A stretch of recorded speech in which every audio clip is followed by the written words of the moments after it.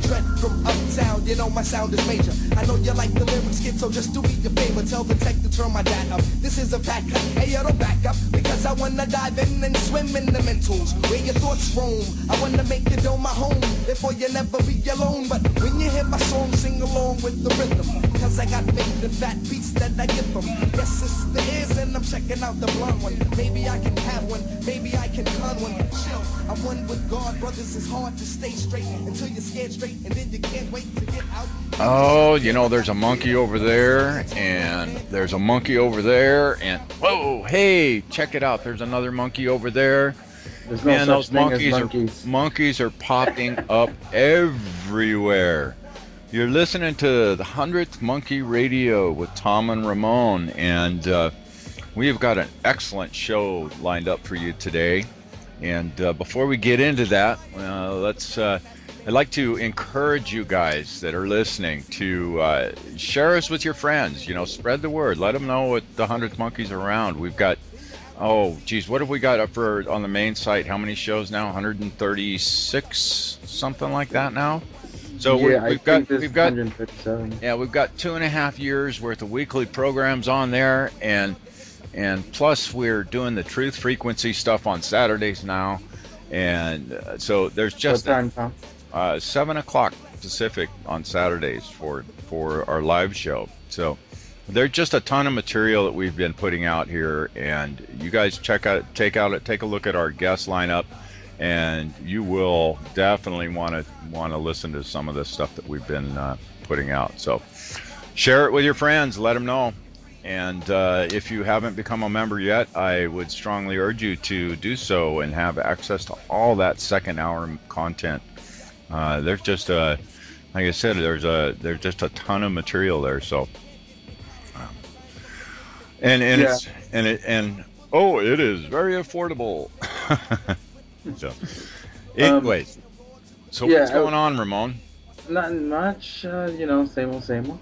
But I did put up some stuff. The documentary that William Bowman's in, and Tom Campbell? what's his name? Yes, Tom Campbell is in. It's called the Path Beyond the Physical, and I have that down. So if you scroll, you'll see, and you can click on that, and that'll take you to their website. And also, I put up a banner for series. The Stephen Greer. Oh, Stephen Greer's new movie, yeah. Yeah, so... Is that released now? Is that out now? I don't think it's out, but Is it April 11th?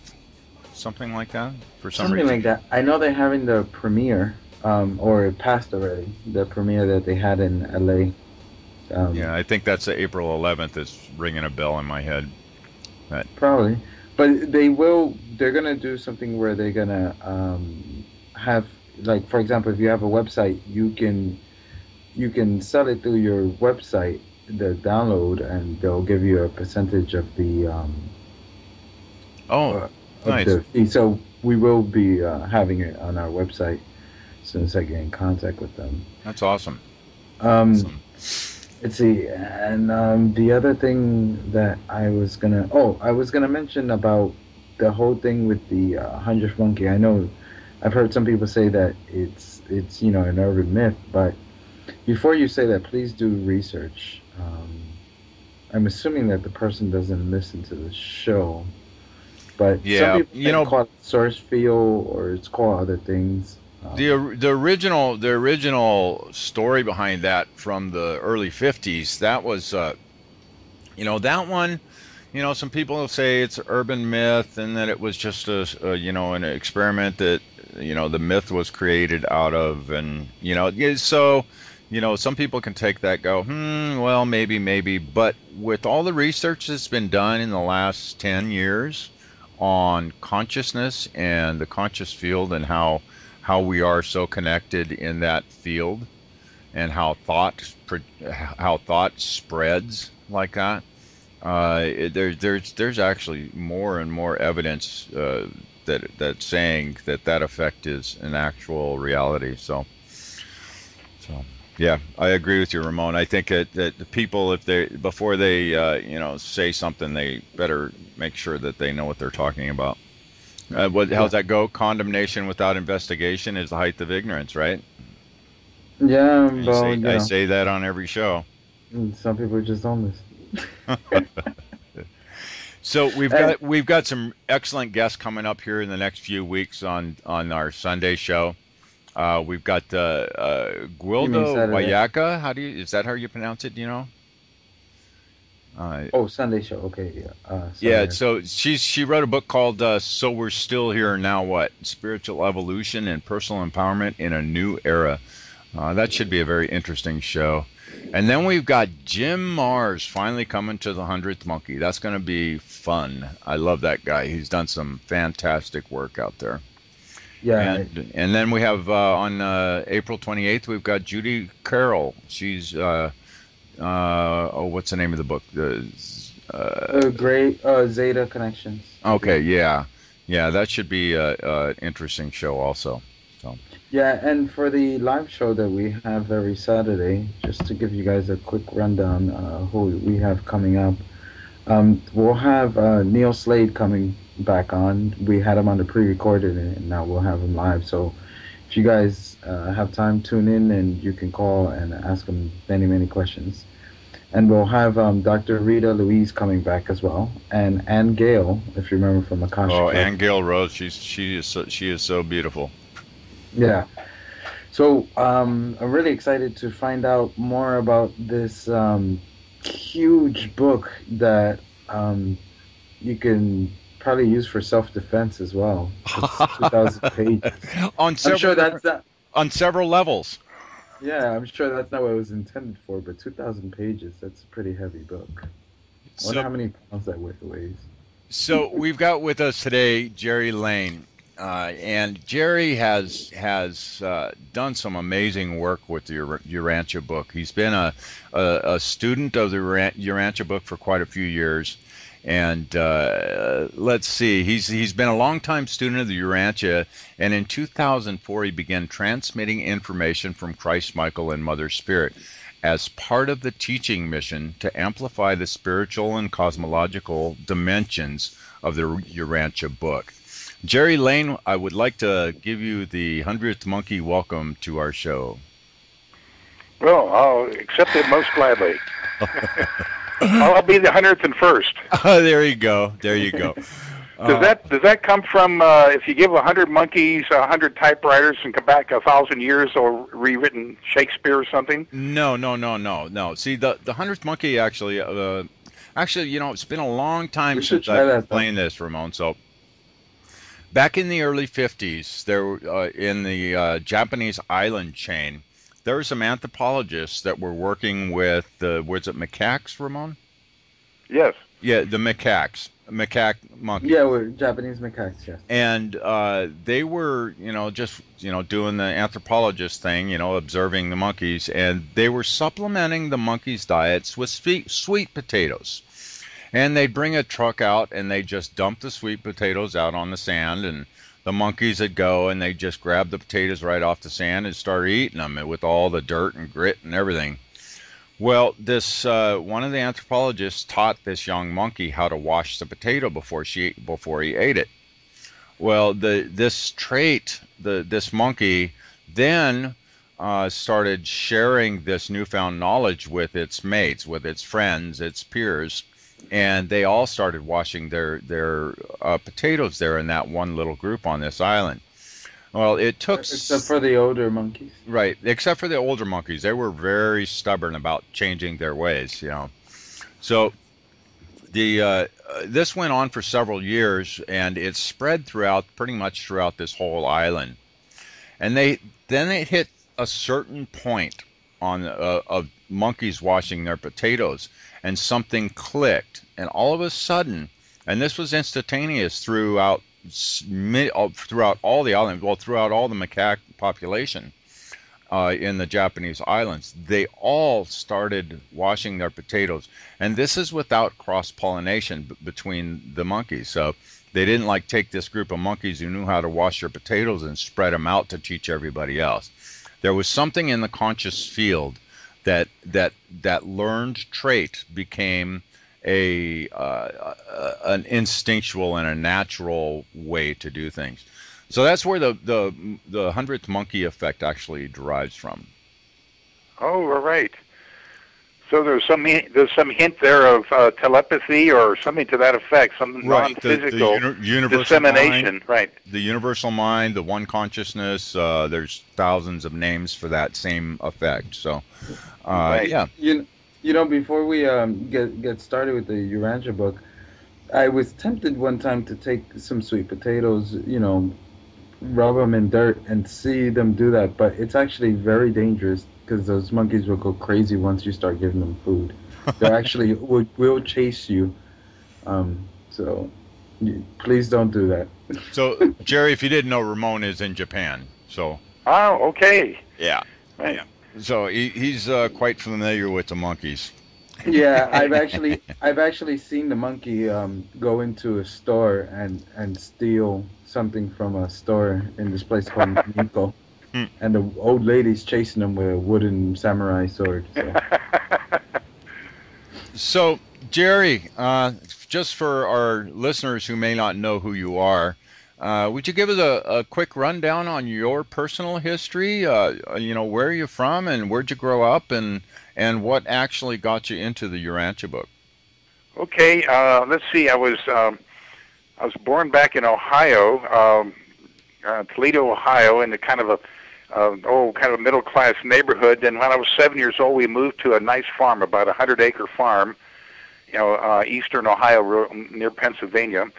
And so I got to grow up on a farm with a lot of machinery, you know, plowing fields and cutting hay. And then I remember one winter when I was about 10 years old, I was midwifed about 100 pregnant sheep, and I one time timed the lamb. From the time it came out and hit the ground, it was on its feet within 3 minutes.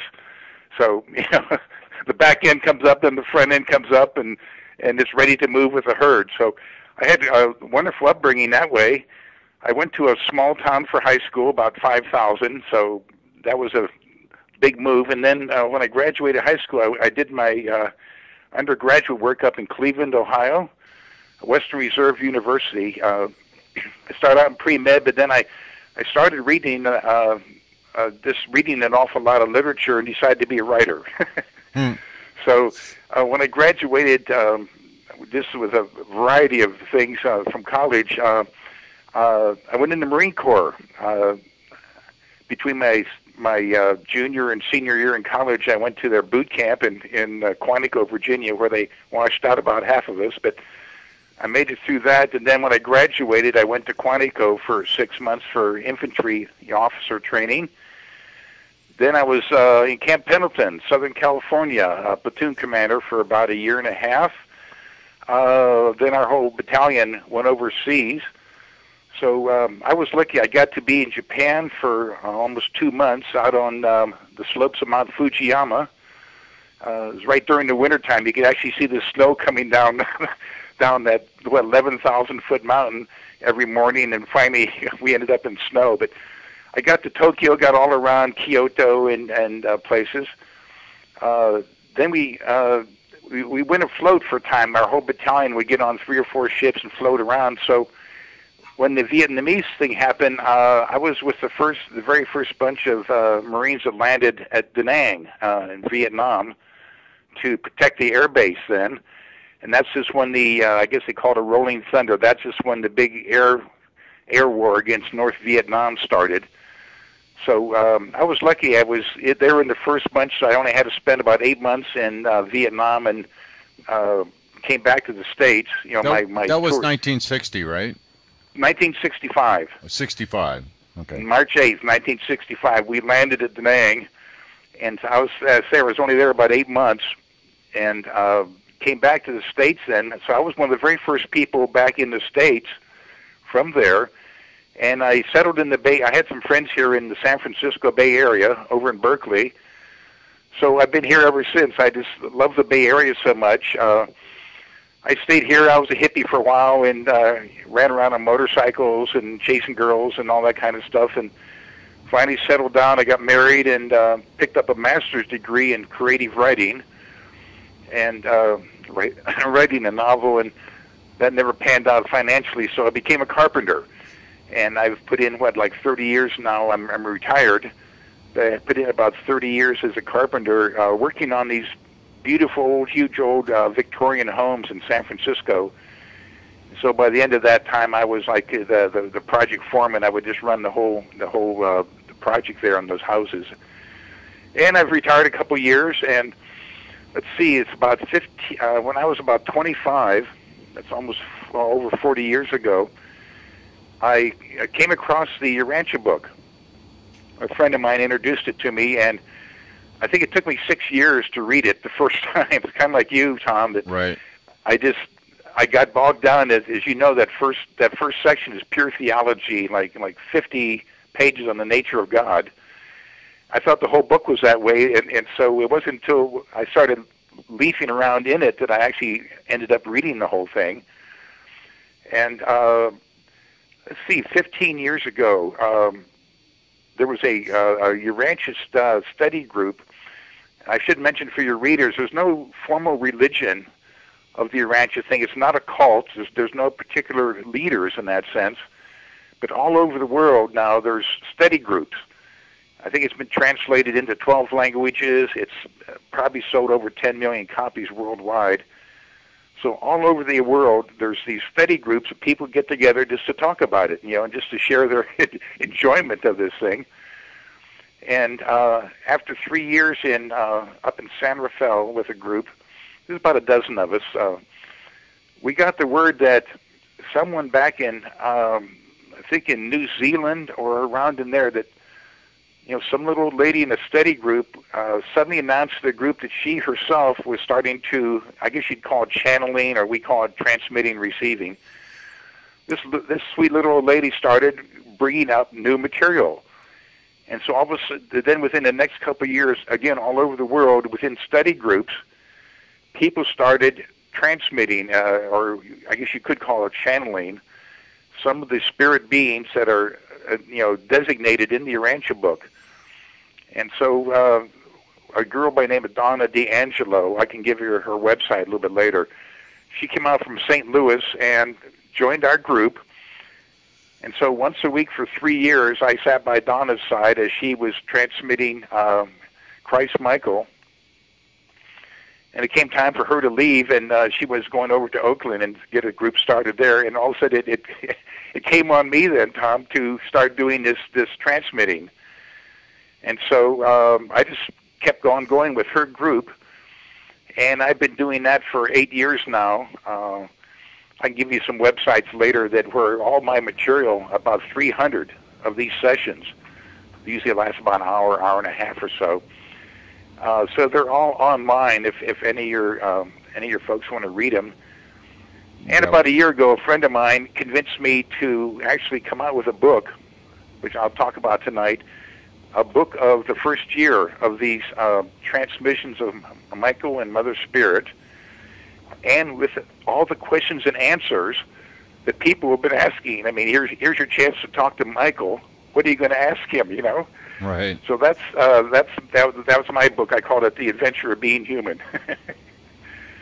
So that's my story. Yeah. So what was it when you were 25 and you first got a hold of this book and started digging into it? What was it that resonated so strong with you, or strong enough with you to build the devotion that you have to this material?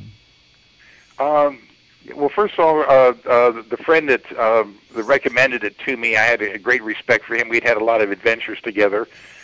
And like yourself, I was a little bit put off by Christianity because I grew up in the Bible Belt, where you have very, very fundamentalist Christians that kind of look down their nose at everybody else. So all through college, I got interested in Eastern. I started reading a lot of Zen.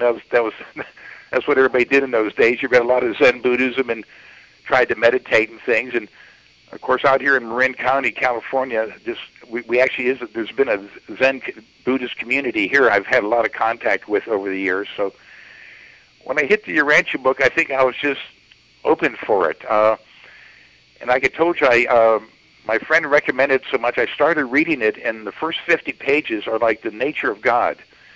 The nature of has his relationship to the universe and to the individual. And it was just very, very like reading Thomas Aquinas. It's just very kind of a heavy slog through this heavy theology. And then somebody told me, well, Jerry, go to the table of contents, which I'll recommend to your listeners. There's 65 pages of the table of contents where they give each one of, there's I think 160 some chapters in this book. Your listeners have to know when they pick up at least the old original Urantia book, it looked like the complete works of Shakespeare, right? Right. Yeah. Yeah. You got this several pound thing. It's over 2,000 pages of very small writing. So my friend said, well, just look in the table of contents, and all of a sudden I'm finding things on like how matter is created. Things like as you go into our sun, I was taught in college, it's all just hydrogen and helium, right? A big ball of hydrogen up there. The Urantia book started talking about if you go into our sun, as you go into it and the pressure and the temperatures get higher and higher, you recapitulate the table of elements. In other words, at a certain layer in the sun, like a spherical layer in the sun, will be carbon, and then a little bit deeper will be iron, and a little bit deeper might be like uranium or something. And this to me was totally brand new, and again, right out of the blue. And a couple of years later, I got a series of books from Time Life. I mean, very, very official science, right? And all of a sudden, they show a cross section of the sun in layers. So all of a sudden, a lot of the things in the Urantia book started being proven in terms of our normal evolution of science. So the Urantia book was written in the late 40s. The late 30s, early 40s. There's about a dozen things in the Urantia book which were not known at that time, which has since been proven true. So again, I'll throw that out to your listeners that a lot of what the Urantia book introduced, to world literature has since been proven. I could give you a dozen examples, but so that's all of a sudden the science part of it. That second book on the local universe, part of the galaxy, talked about sun formation, planet formation, the evolution of life, and in enormous detail about what happens to us when we die. They call the Morontia period, and all the stages we go through when we reawaken on a actual physical world with a slightly enhanced kind of body. We're still walking around, and we go through hundreds of progressive spiritual stages before we head out into the galaxy. So all this information was just so overwhelming, and the way it all hung together. And so I think that's the main thing, Tom and Ramon. It's after I read the Urantia book and kind of let it soak in a while, and then I kept reading around, I finally just read the whole thing. It's the fact that it's 2,000 pages long. It covers every single, as far as I can tell, just about every single human discipline. Yeah. I mean, we've got theology, we got philosophy of the spiritual creators, we've got cosmology, actual physical. We have chemistry and physics. We have the planetary history, the starting and the evolution of physical life. The origin and development of civilization, on and on and on. So it probably hits you the same way, Tom, is that after a while, you've read hundreds of pages, and all of a sudden you realize it all hangs together. Neither myself nor anybody I know of has ever found a single inconsistency within these 2,000 pages right. of everything from science to philosophy to evolution. Yeah, and of course, the fourth book, of course, is a day-to-day description of the life of Jesus. Right. That's one bone of contention that I still have with obviously with Christianity, and and it's still a big question mark even with the Urantia material. There's just the whole story is so similar to like the Mithras and the Osiris and those stories as far as the being coming and the sacrificial, the crucifixion type persecution, and then the being dead for 3 days and the resurrection and all that stuff. That same storyline is in so many different mythologies and religions. What's a Urantia book say about the different? Is anything in there? I don't recall. Is there anything in there about Mithras and Osiris? Yes. Again, there's several chapters on every single religion in the world and how they developed and what their major points are. You got to remember the Urantia book, and then our own experience here that I'll get into, like our own group here. It says every single person, even very primitive people, right? They have three great spiritual influences in them. That first of all, they have a presence of God. It's what they call a thought adjuster. In other words, everybody actually has a presence of God within them, and it's not what you think of as conscious. It's way beyond that. But it actually called a thought adjuster because in deep meditation and while you're praying and things, you can actually be given ideas. Of course, you have free will. You can reject them also. I mean, but the idea that if everybody has this presence of God within them from a very high level, that means that they can originate what you're talking about, like the different mythologies and stuff. This is where you can start to see parallels in the evolution of mythology. And all over the world, it's a little bit like your monkeys, that all of a sudden you have things appearing simultaneously at different points of the world with no physical contact. Right. But of course, with human civilization and human evolving cultures, it's more than monkeys, right? It's what we give value and meaning to. So the Urantia book has a number of chapters on the evolution of religion. It starts off where people were gathering little round pebbles and piling them up, and where religion for them was just pretty much an enormous fear of everything, the lightning, all the natural phenomena and stuff, right? Right. So the Urantia book does have chapter after chapter on the evolution of religion, how it spread, how it evolved over, the last almost 1 million years. The first human beings were about a million years ago.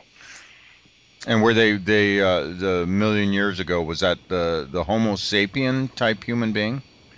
Yes, that was Andon and Fanta. Do you remember them? Right, I do. Right.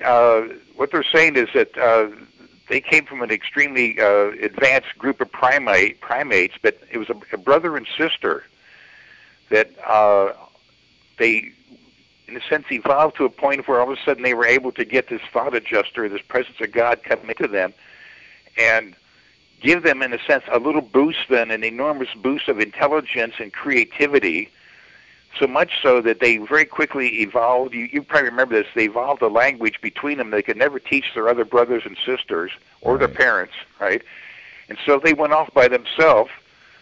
And you imagine the nerve it took, to get down, come down out of the tree. These are very primitive human beings. They're almost just one little stage above, a primate. They went off by themselves and literally became the mother and father of the human race. So that was just about 1 million years ago. And again, the Urantia book gives you a step-by-step description of this whole evolution of the human culture and civilization. Right. Now, you mentioned they were given thought adjusters. Now, right. It's been a while since I've read this part of the Urantia book, but what I came away with was that there's a certain point in every human that is born on this planet. There's a certain point when that thought adjuster enters the picture. Exactly. And there's also there's the potential to go through this whole life without ever having that thought adjuster enter the picture. Not if they say it occurs and it appears in every normal-minded individual, and it's what constitutes such a human being. In other words, no animal has it. Right. And it's, in other words, somebody would be so feeble-minded or so just what we call birth defects or something like that, not of a normal mentality, does not receive this because they couldn't receive. But Thomas, as an embryo, we recapitulate evolution, right? And as we start out as a one-celled animal, a fertilized cell, and at a certain point, I remember if you studying embryology, at a certain point, you can't, unless you're an expert, you can't distinguish, shall we say, a human embryo from that of a frog, and then of a primate, so forth. So as every single one of us, as an embryo in our mother, we recapitulate all of evolution. And when we're born, we don't get our thought adjuster right away. We almost remember, like if you ever see a little 2-year-old walking around, it looks like a little caveman or cave girl, right? And so it's also the idea that from the time you're born, you're kind of recapitulating civilization. You're learning the language, you're learning behavior, all this from your parents. And it isn't until you're about 4 or 5 years old you get a thought adjuster, and all of a sudden, bingo, you've achieved your full human status.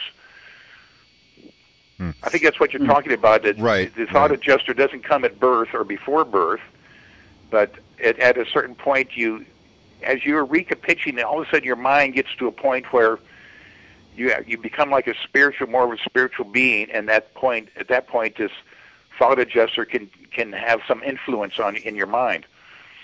Now, within the other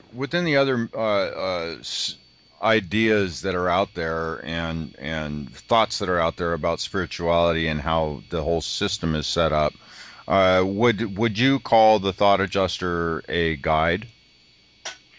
Oh, very much so. It's the most infallible guide.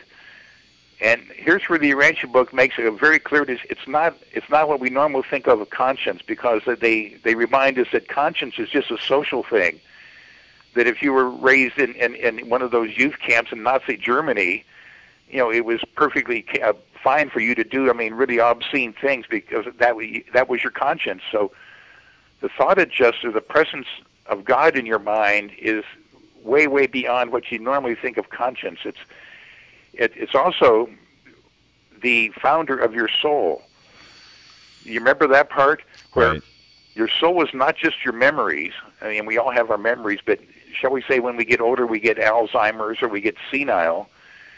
That has nothing to do with us when we, after we die and we're reborn. Our soul is actually held for us by a presence of God. So that's another enormous thing the Urantia brings out. It's a kind of a reassurance that our whole life is actually being kept by this presence of God. That is what our soul is. It's not just our memories, but it's also as God sees us. And when we die, when we reawaken, we have just a much deeper contact with our soul. That's what survives. Right.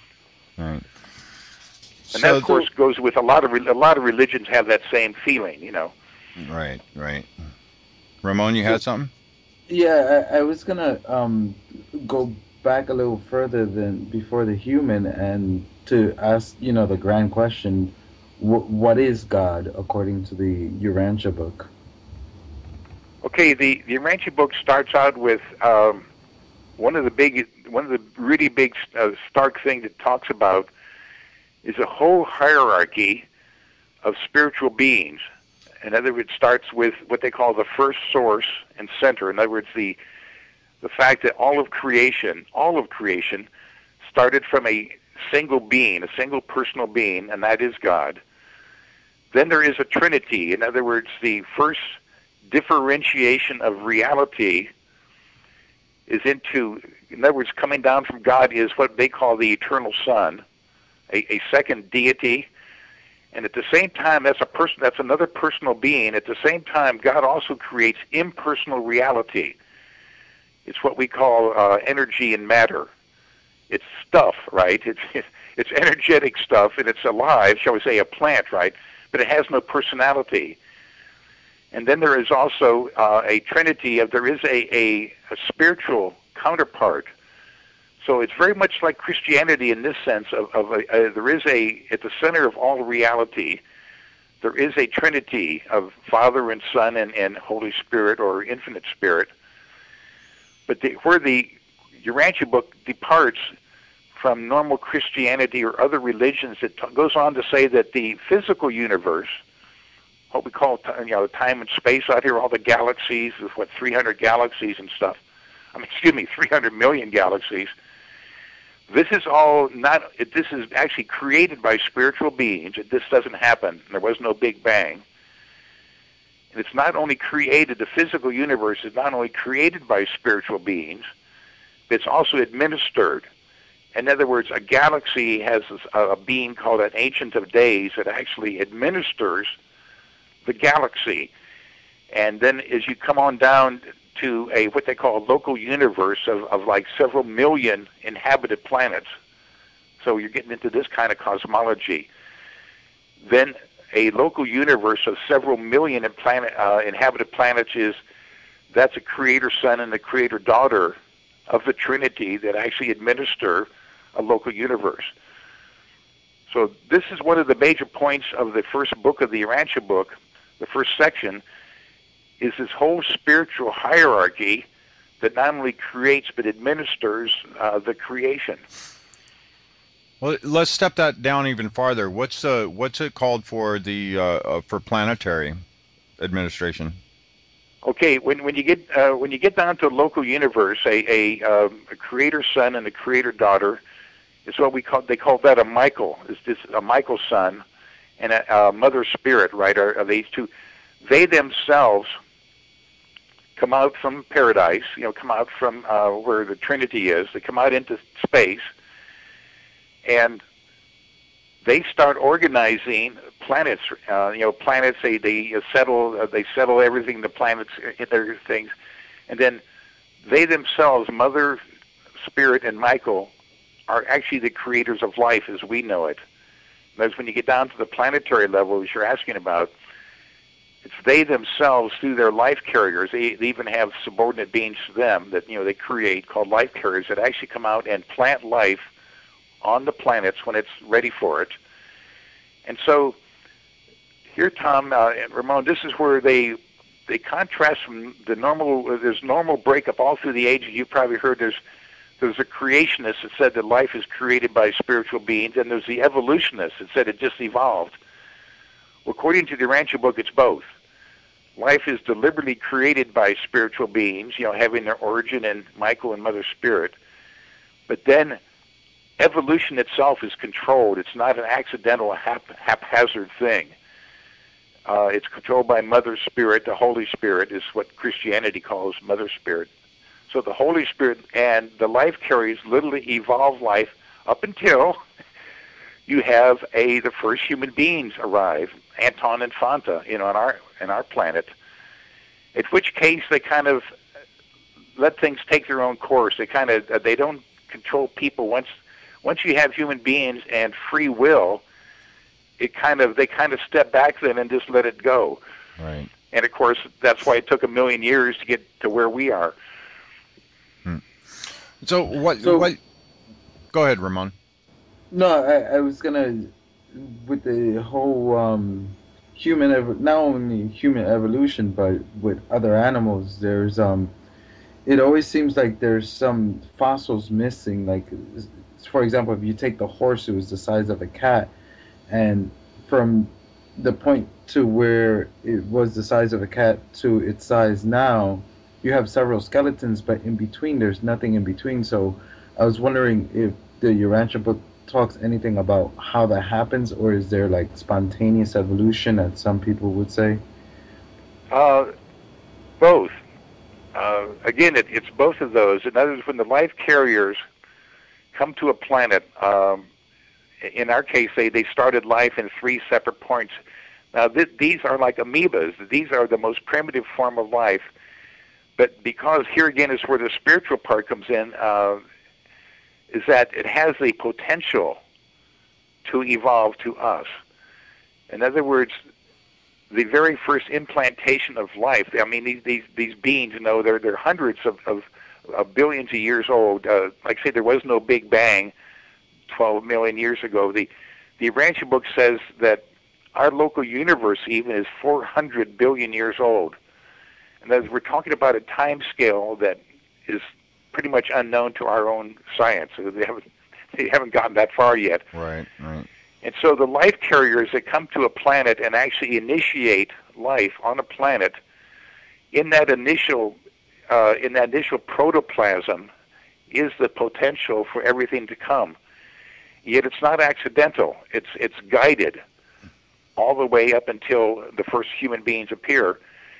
And what they say then, to answer your question, Ramon, they say because it has this potential to it, it does make little leaps from time to time. And they say that's why in our fossil record there are, well, first of all, we haven't found all the fossils, but there actually are places where it gets to a certain point and then it simply makes like a little jump because it's pre-programmed. It has that potential from the very beginning. So do the life carriers, is that their only visit to a planet, is the initial impregnation? Well, no, they stay here. In other words, I think there was something like, again, now this getting into it, I think it was like 50 or 100 life carriers originally came here. There are still on the planet, right now as we're talking, there are still on the planet a dozen of these original life carriers that started life about 3 billion years ago. In other words, the life carriers stay on the planet and shepherd evolution along until it arrives at human beings, in which case they get congratulated. And Mother and Michael's spirit, they're not bound by time as we know it, and space as we know it. They just say, as soon as the first two human beings crossed that threshold, it registered with Michael and Mother Spirit, thousands of light years away. I mean, that because they're spiritual beings, they're right here. They're here amongst us. The Holy Spirit and Michael's Spirit of Truth their spirit is right part of us here. So again, when you get into the Urantia book, you're talking about dimensions beyond what we call like time and space, and so forth. And they say there's hundreds of dimensions to reality of which we can. We're kind of just starting out here. We will have to slowly learn those as we go on.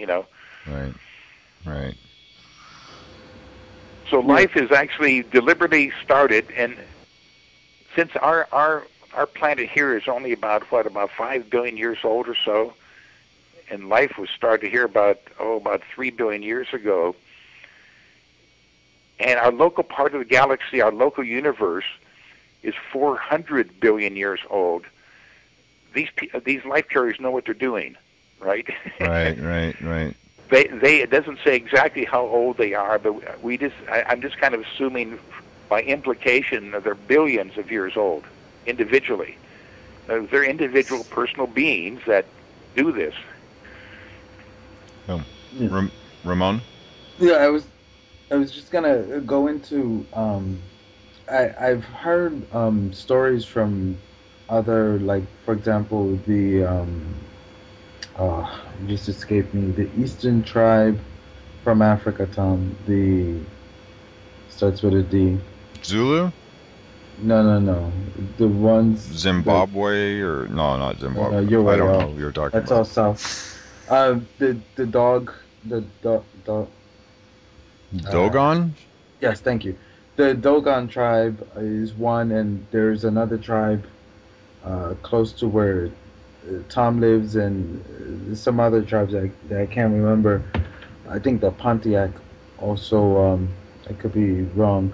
But anyway, how they talk about a certain species that is in charge of seeding, and they were the ones in charge of that whole thing with the humans. But then way later came another species, alien species that claimed to be the creators, which weren't, which some people from the Sumeria text might call the Anunnaki, or from the Native Americans they'll call the Sky People.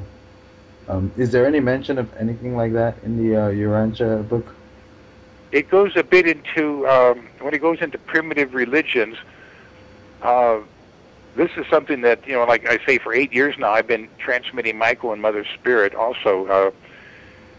They say, keep in mind that while every normal-minded human being for the longest time, for over 1 million years now, has this presence of God within them, civilization and different cultures I mean, there's hundreds of little mini cultures all over the world today, you know, in every religion and every nation state, and whether you're being raised in downtown New York City or out on the plains of the Gobi Desert or something, all of these individuals, they have to work with language. In other words, this very pure presence of God in their mind can suggest things, but it will work out and come to them in terms of, shall we say, their tribal mythology, their language. Even some, you know, as you study languages around the world, some languages don't even make a separation between nouns and verbs like we do in English, right? It's all one thing.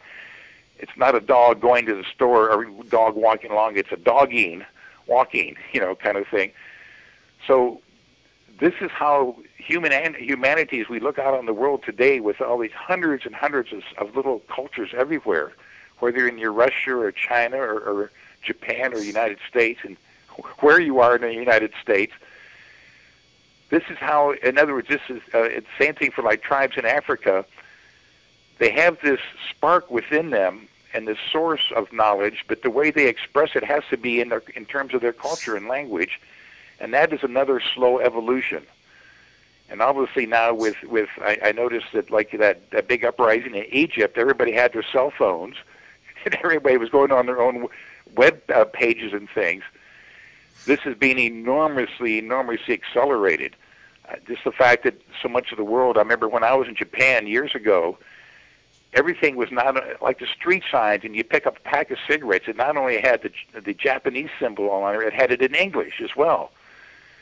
And I'd be standing on a street corner, and high school kids would come up and offer to just take me anywhere to be my guide and to practice their English. So the world is slowly, these different tribes, as you mentioned, are slowly actually losing some of their original ideas, and you know, that's another big project in tribal society, is to preserve all these old ways of thinking about things. Right. Yeah, I think I was alluding more to the whole thing of alien species coming in and Interference. Yes. Or manipulation by extraterrestrial force. Yeah, the Urantia Book says there's never been anything like that. There is no contact, shall we say, other than spiritual. The only beings on the earth and involved in Earth's history, you know, right up to present time, are spiritual beings. I don't know if you remember, Tom, 500,000 years ago, there was what they call a planetary prince came to Earth. A spiritual being actually came and stayed on Earth for a while, and actually had things evolving very nicely. But 200,000 years ago, there actually was a big rebellion, which Christianity refers to as the Lucifer Rebellion. That's an actual historical fact. There is some very far out things in the Bible that actually did happen. There was an Adam and an Eve. But in terms of other, like the Egyptians had, they have this thing about when these beings came down and mated with the women, you know, they created giants and all kind of things. That's all pure mythology. But you got to keep in mind, every primitive people has had this need to try to express what was occurring in their minds, and they can only do it in terms of things they knew. Right. But yeah, the Urantia Book actually says there's been no extraterrestrial contact in that sense. But there are millions and billions of other planets out there with life evolving on it. It's very similar to what we have here. Well, it kind of suggests we're way back at the beginning.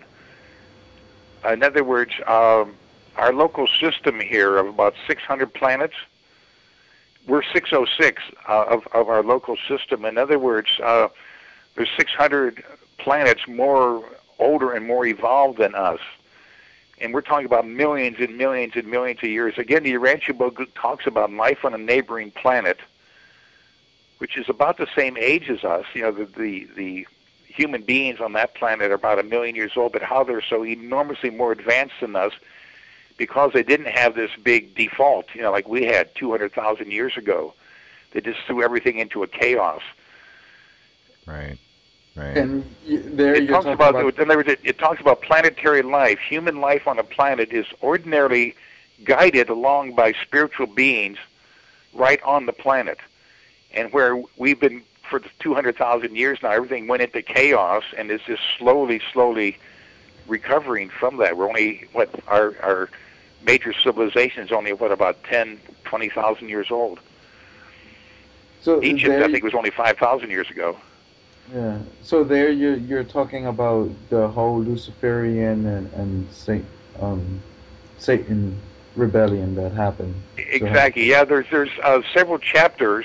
We're talking about maybe 30 or 40 pages on the Lucifer rebellion, how it started, how it spread, how it was contained. Out of 600 planets, there's only 37 planets that actually joined the rebellion. All the other ones refused it. But our planet just happened to be one of those ones that joined the rebellion. And so we lost all of those hundreds of thousands of years of culture and civilization. It just went into total chaos and had to pretty much start all over again. Again, if you notice, this is where a lot of the mythology talks about this. The human race has some memory of this, of things going along good and then it falling apart. Right. Because of this rebellion in heaven, as they called it. So what's the Urantia book say about reincarnation? I mean, the majority of all the let's say I guess for lack of a better term, New Age doctrines out there are very pro reincarnation, and they talk about hundreds and even thousands of different lifetimes on this planet. And right. the Urantia system, although I think there's room for it in there, it doesn't, and like I said, I haven't read into the book for quite a while now, but what's the Urantian take on reincarnation? Okay, by the way, this is where I might be a little slanted on this because the Urantia book never mentions it. But like say for 8 years now, I've been transmitting Michael and Mother Spirit. That was one of the first questions, the very first questions 8 years ago when I was doing this, and it comes up very frequently. And what they say is again, there's no easy answer on it. It's a bit complex that in terms of having successive human lives on the planet here, that does not exist. As the Urantia book points out, when you die here, when you lose consciousness, the next time you reawaken, you'll be on the mansion world number 1. And again, let me give your, if it's okay, Tom, let me give your readers here, your listeners, there's a website they can go to and access the Urantia book, free. Right there it is. Then they go to a chapter called Personality Survival.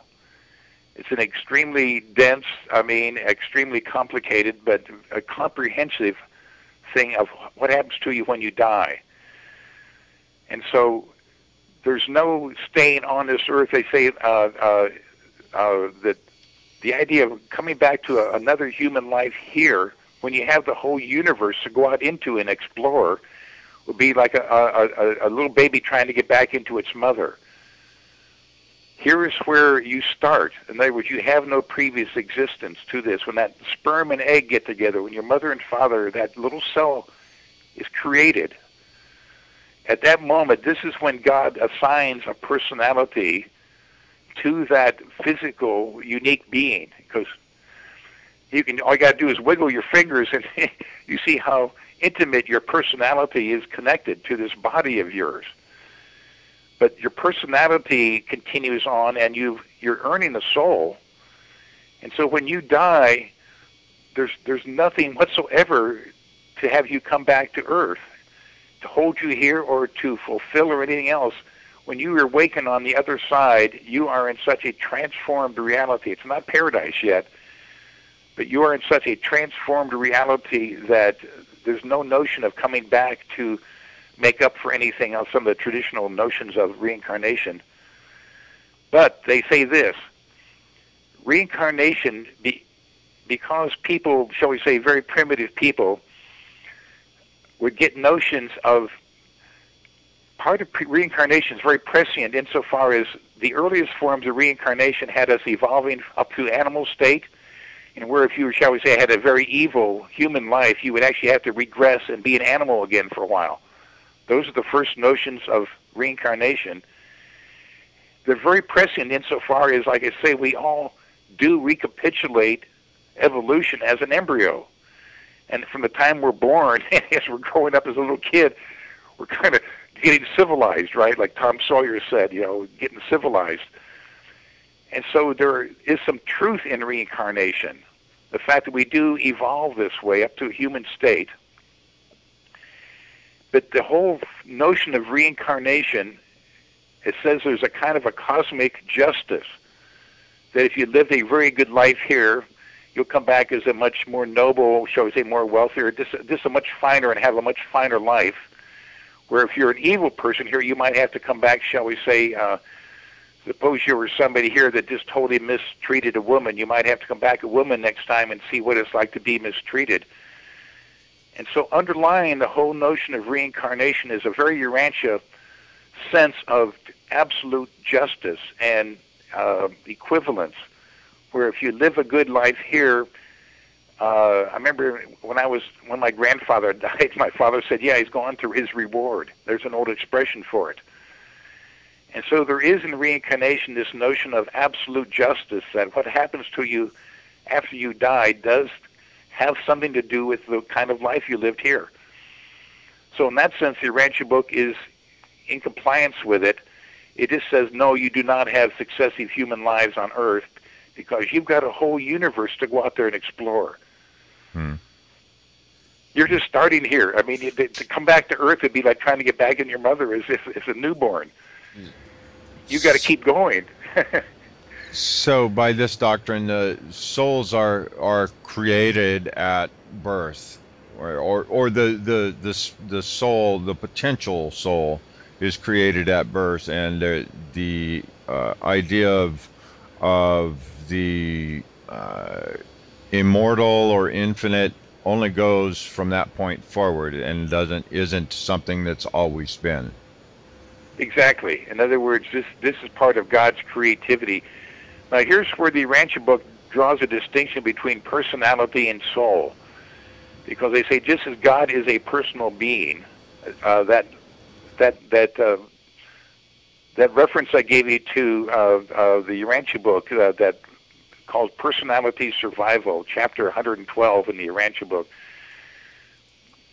Personality is your fundamental reality. It's created by God. So you are this personal being. You're unique. In all of creation, in the whole cosmos of all these trillions of worlds, there's only one you. So this is, you might say only God can do this, right? So God creates your personality. You go through your embryology. You're born. When you're a little child, and all of a sudden you're 4 or 5 years old. This presence of God comes to be inside you. The thought adjuster, that's the beginning of your soul. That is when this presence of God within you starts to record your human experience. And so Mother Spirit, I transmitted Mother Spirit one time. She said, well, your soul doesn't contain every delicious hot dog and hamburger you've ever eaten, right? But your soul contains everything of spiritual significance in your life. In other words, mostly the people you've known, the other spiritual beings you've known, the other little walking infinities, as Michael calls them, right? That's what we are. That's mostly what's in your soul, is the people you've known and all the experiences you've shared with other folks. Obviously, as well as your other experiences with, your stuff. But right. When you die, your personality is immortal, and your soul is your possession. Now, when you reawaken, it doesn't matter how rich you were here or what kind of fancy sports car you have, right? I mean, that's all gone. But you have your soul. You have your entire life's experience right there. And of course, you keep experiencing. Right. You keep experiencing forever. So, okay, well, Jerry, we've burned up this first hour. You did mention a couple of different websites there. I know your main website is the evolving-souls.com, and that's where people can get a hold of. .org. Oh, .org. Excuse me. Yeah, evolving-souls.org. Yeah, that's the website. That's where people can get a hold of your book at. Correct. Exactly, and there's a lot of little. There's also a lot of little drop-down menus that gives an awful lot of what we're talking about now. Okay, and you mentioned a couple other websites there. The website that has the whole book on it, and okay, yeah, there's a thing called TM Archives. Now, what I'm doing, Tom and Ramon, what this kind of channeling of Michael and Mother Spirit I do, it's being done all over the world, along with about a dozen other celestial beings, spiritual beings. This is all part of what we call the teaching mission. It started about 1990, 1991. Like I said, this little old lady over in New Zealand started all of a sudden transmitting, So if you go to TM Archives, that means teaching mission, tmarchives.com, you'll find the whole history of the teaching mission in there. And it'll just say you can just click on the Urantia Book, go to paper 112, 112. It's called Personality Survival. And it starts out by saying no being shy of God can actually define what personality is. Personality, we are a transcendent kind of spiritual being. We're a little walking infinity to ourselves and to each other, right? I don't even know how I'm digesting an apple, whatever. So if they go to tmarchives.com, click on the Urantia Book, and go to paper 112, Personality Survival, this is where it gives the best definition of what a human being is, what happens, and exactly what happens when you die. What contribution the thought adjuster, is keeping your soul. This present of God actually is keeping your soul. And so when we awaken on this next world, bingo, as soon as you regain consciousness, you know who you are. And you have this ability to recognize people you've known in your life.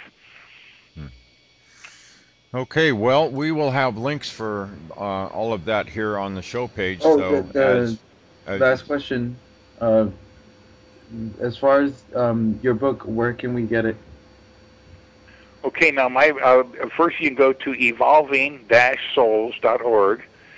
You can also go to Amazon.com.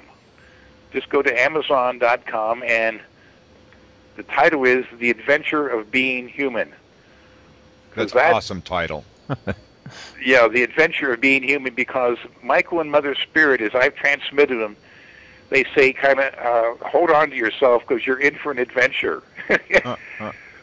It's inexorable. You might think you have everything solved and all settled and everything else, but you step out your door and all of a sudden you're hit in the face with another adventure. So they try to tell us that this is God's plan. This is God's way of raising us, right? It's to plop us down into the middle of an adventure that tries our best to hold it at bay. We're in for an adventure, so you might as well get used to it. All right, guys. Well, I want to thank everybody for listening to the first hour here, and if you're up for some more adventuring, I would urge you to click that join button and become a member of the 100th Monkey Radio so you can continue the adventure. We will be back after a short break. Condemnation without investigation is the height of ignorance. Amen. I'll say amen to that. What was that, Ramon? I said, the love you deny is the pain you carry. All right. Love you guys, and we'll see you in the next hour. And then you can't wait to get out. Then you shout, damn, I got freedom. Unless it's being taught, black man, I know you need one. The right time to make you free your mind. Wake up. If you missed it, then press rewind. It's the right time to make you free your mind. Wake up. If you missed it, then press rewind. It's the right time to make you free your mind. Wake up. If you missed it, then press rewind. It's the right time to make you free your mind. Wake up. Yo, Hundheim I am. You want the plan, then that's the native. Shouldn't tell an artist not to be be creative. You see the motive is to control more than business. Headless enoughness in the soul, and I bring much more than your average MC. Please give me a break, man. Let me be me so I can be free to do as I please. See what I see, be who I be. And yo, act like me. I got the rhyme and my timing's from the center. Lyrics on the brain even when I start to enter. The beats I'm bending, the vibes I'm sending, it's pleasure, never better. Even though shit is a mess, I never stress, in touch with insight, therefore I'm blessed with the armor. Tell your mama, but kill the drama.